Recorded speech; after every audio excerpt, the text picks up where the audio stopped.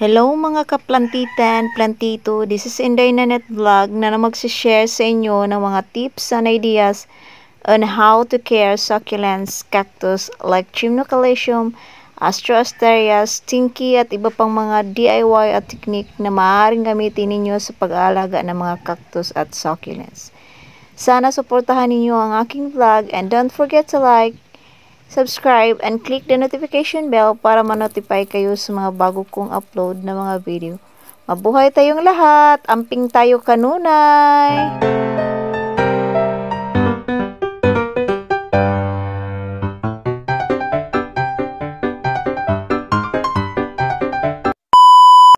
So today guys, i-share ko sa inyo kung paano ko ginawa ang aking dash garden na nasa rectangular clay pot.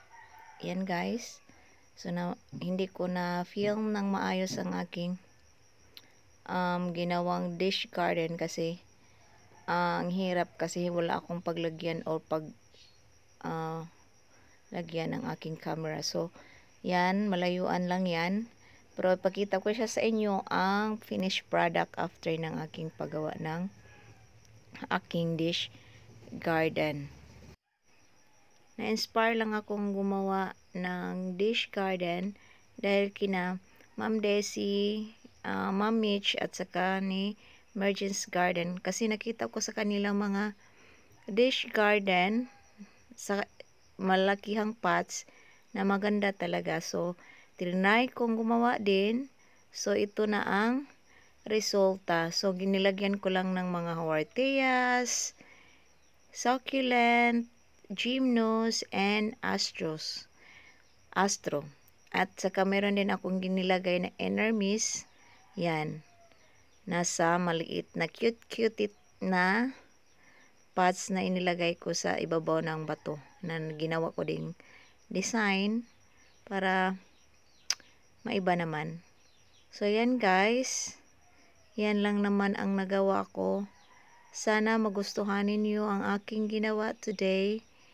And sana ma-inspire din kayo na gumawa din ng mga ganito. Kasi masaya. Masaya pag nakita mo na ang outcome ng ginagawa ninyong dish garden. So na siya guys. Yan lang naman ang nagawa ko. Sana nagustuhan ninyo. And don't forget to like, share, and subscribe my channel, Inday Nanet Vlog. And amping tayo kanunay. Bye-bye guys. So ipakita ko nyo ang kanyang closer look. Enjoy!